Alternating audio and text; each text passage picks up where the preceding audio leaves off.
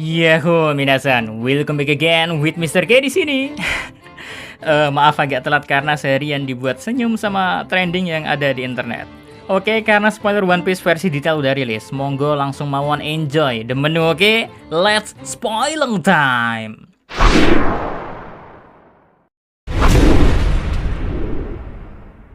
Judul chapter kali ini adalah Gatel. Mr. K lebih suka menyebutnya Gatel aja dah, kesan gentleman-nya lebih dapet. Oke, pada cover judul kali ini, terlihat Eustace Kid sedang membuat burung logam. Sementara itu, banyak burung juga sedang bikin sarang di kepalanya Kid. Gak ada yang spesial dengan cover story kali ini, karena ini hanyalah cover request dari fans. Next, pindah ke menu utamanya. Chapter kali ini dimulai dengan memperlihatkan para Akazaya yang berada di lantai 3. Mereka semua terlihat sedang berlari untuk membantu Momonosuke. Di sana, Izo bertanya kepada Kiku mengenai luka di lengannya. Dan Kiku pun menjawab bahwa bagi seorang samurai, luka seperti ini hanya terasa seperti gatal-gatal saja. Oh, gila bukan main sih para samurai ini. Membandingkan luka seperti itu layaknya penyakit gatal. Namun di situ juga Kiku mengatakan kalau hatinya juga gatal waktu Izo tiba-tiba pergi meninggalkan Wano Kuni. Maksudnya di sini ya, Kiku mungkin ingin memberitahu Izo bahwa dirinya merasa sedih waktu Izo pergi tapi gak kembali lagi, melebihi Bang Toyib.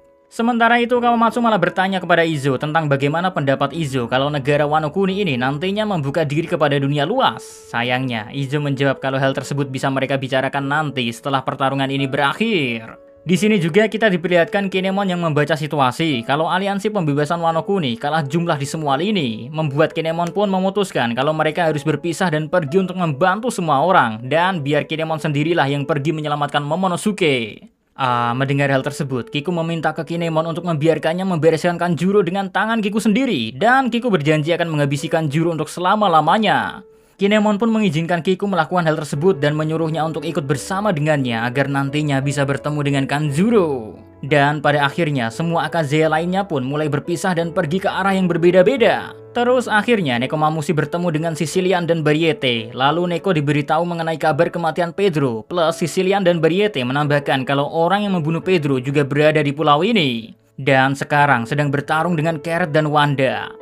Neko yang mendengar hal tersebut pun langsung pergi meninggalkan keduanya untuk segera capcus minggat. Minggatnya kemana? Ya kemana lagi kalau nggak mengejar Perospero. Next, momen berpindah ke Yamato, Momonosuke, dan Shinobu yang berada di atas atap. Di sini, Yamato mengatakan kalau mereka gak boleh tinggal bersama karena nantinya Black Maria akan menemukan mereka. Jadi Yamato malah membuat boneka Momonosuke yang terlihat lucu dan jelas palsu. Namun boneka tersebut akan dibawa oleh Yamato dan dia akan bertindak sebagai umpan. Tapi Momonosuke dan Shinobu malah merasa Yamato ini sebenarnya hanyalah gatal ingin bertarung. Lalu sebelum pergi, Yamato bertanya kepada Momonosuke mengenai kabar Luffy. Di sini Momonosuke mengatakan bahwa Luffy masih baik-baik saja walau hanya 2 suara saja yang terdengar. Mendengar perkataan Momonosuke, Yamato menilai bahwa pertarungan berubah menjadi pertarungan 1 lawan 1 sehingga dia merasa harus cepat pergi ke sana.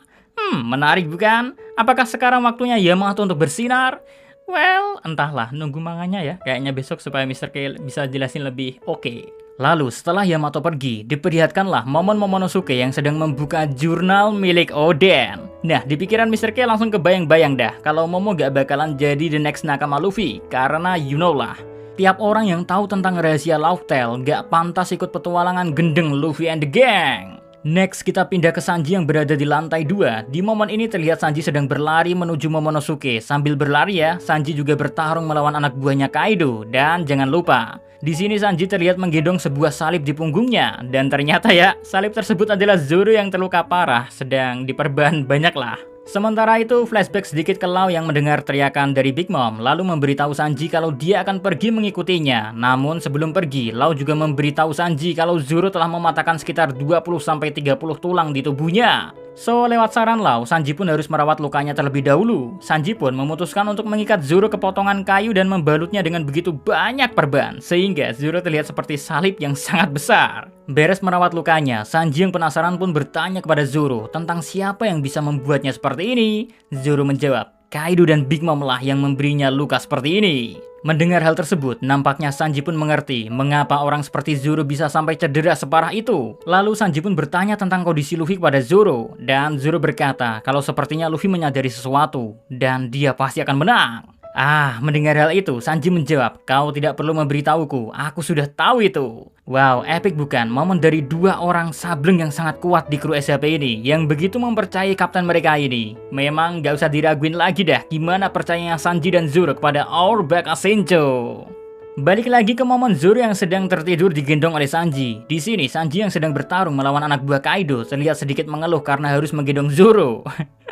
Menarik memang hubungan kedua orang ini. Ya meskipun selalu berantem, tapi tetap saling menaruh kepercayaan dan respek kepada satu sama lain. Di lantai ini juga Sanji bertemu dengan Kawamatsu dan Izo. Di sini Kawamatsu dan Izo memberitahu Sanji kalau Kinemon sudah pergi ke Momonosuke, jadi Sanji gak perlu lagi pergi ke sana. Lalu si Zoro yang dari tadi tertidur tiba-tiba bangun dan memberitahu mereka kalau mereka harus pergi menolong orang-orang yang berada di lantai pertunjukan. Nah, setelah memberitahu informasi tersebut, Zoro kembali bobok cantik. Next kita pindah ke Big Mom. Di sini Paegwan yang terkena pukulan dari Big Mom terlihat kepalanya tertancap ke lantai. Well, Ulti melihat adiknya dalam kondisi seperti itu. Dia pun berlari ke arah Big Mom sambil sangat marah. Nami yang melihat Ulti berlari memberitahu Big Mom kalau Ulti adalah salah satu orang yang membuat Big Mom marah. Maksud dari Nami ini ya, kayaknya mengarah ke pasukan Kaido yang membakar kota Okobore, sehingga membuat Big Mom marah karena kenangannya dirusak. Namun bukannya berpihak kepada Nami, Big Mom malah berkata, "Diam, setelah aku selesai dengan orang-orang ini, selanjutnya aku akan mengurus para kru topi jerami." Melihat Big Mom yang gak bisa diajak kerjasama, Nami tidak kehilangan akal. Dia malah mencoba berpihak kepada Ulti dan menyarankan untuk mengalahkan Big Mom bersama-sama. Ya sayangnya, jawaban yang diberikan oleh Ulti pun sama dengan apa yang dikatakan oleh Big Mom. Tak mau banyak bicara lagi, Ulti pun langsung melompat ke arah Komachio dan menggunakan jurusnya, Ulti Mortar. Dan akhirnya Komachio pun terjatuh, lalu Ulti malah mengincar Tama dan menamparinya. Hal tersebut sukses membuat Big Mom sangat marah. Big Mom berkata, "Berani-beraninya kau menyakiti temanku." Lalu Ulti menjawab, "Berani-beraninya kau menyakiti adikku." Wah, udah kayak adegan di sinetron aja momen kali ini. Tapi Nami yang dari tadi mencoba mengadu domba salah satu pihak malah berlari ke arah Ulti dan menyerangnya dengan Thunderbolt. Serangan Nami ini sukses membuat Ulti jatuh ke tanah. Hal itu pun sampai membuat Usopp kaget dan berkata kepada Nami, "Tunggu Nami, bukannya kita akan lari?" Nami malah menjawab, "Aku tidak bisa lari setelah melihat apa yang dilakukannya kepada anak kecil. Aku akan menghancurkan wanita ini di sini." Ngeri sih kalau Nami udah ngamuk kayak gini. Dan sampai sini aja spoiler kali ini ya. Terus kabar baiknya minggu depan gak libur, alias gak harus nunggu 2 minggu lagi bosku. So, segitu aja konten kali ini. Kok mister kayak ulang ya? Sudahlah. See you again next time. Adios ya Caramelos. Stay safe everyone. Salam Animania.